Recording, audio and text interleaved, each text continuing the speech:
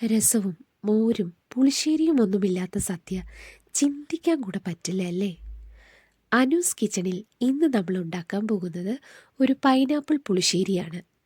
ഇതിലേക്കായി ചെറുതായി കട്ട് ചെയ്ത 1 cup pineapple, 3-4 പച്ചമുളക്, 1/4 ടീസ്പൂൺ മഞ്ഞൾപ്പൊടി, 1/2 ടീസ്പൂൺ ഉപ്പ്, പിന്നെ പൈനാപ്പിൾ വേകുന്നതിന് ആവശ്യമായ കുറച്ച് വെള്ളം എന്നിവ ചേർത്ത്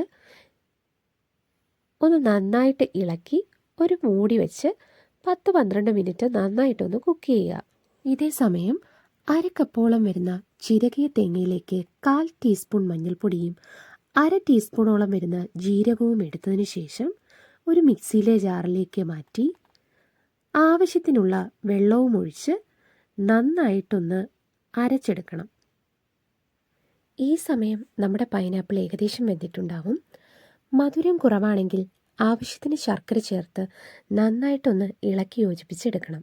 ഇതിലേക്ക് നമ്മൾ തയ്യാറാക്കി വെച്ചിരിക്കുന്ന തേങ്ങയുടെ പേസ്റ്റ് ഒന്നൊഴിച്ച് കൈവിടാതെ ഇളക്കിക്കൊണ്ടിരിക്കണം. തേങ്ങയുടെ പച്ചമണം മാറി ജസ്റ്റ് ഒന്ന് തിളച്ച് വരുമ്പോഴത്തേക്ക് നമുക്കിതിലേക്ക് തൈര് ആഡ് ചെയ്യണം. മിക്സിയുടെ ജാറിലൊഴിച്ച് ഒരു കറക്ക് കറക്കിയെടുത്താൽ കട്ടയില്ലാത്ത തൈര് കിട്ടും. തൈര് ചേർത്ത ശേഷം തിളയ്ക്കാതെ നന്നായിട്ടൊന്ന് ഇളക്കി കൊടുക്കണം. ഈ സമയം ഉപ്പ് കുറവാണെങ്കിൽ നമുക്ക് ആവശ്യത്തിനനുസരിച്ച് ഉപ്പ് ചേർക്കാവുന്നതാണ്. ഈ സമയം മറ്റൊരു പാനിൽ 1/2 ടീസ്പൂൺ എണ്ണയൊഴിച്ച് കടുകിട്ട് പൊട്ടിച്ച് അതിലേക്ക് ചെറിയ ഉള്ളി, കറിവേപ്പില, ഉണക്കമുളക് എന്നിവ ചേർത്ത് ഒന്ന് ചൂടാക്കി എടുക്കുക. ചൂടോടെ തന്നെ ഇത് നമ്മളുണ്ടാക്കി വെച്ചിരിക്കുന്ന പുളിശ്ശേരിയിലേക്ക് ഒഴിച്ച് മിക്സ് ചെയ്തെടുക്കുക. അങ്ങനെ നമ്മുടെ പൈനാപ്പിൾ പുളിശ്ശേരി റെഡിയായിരിക്കുകയാണ്.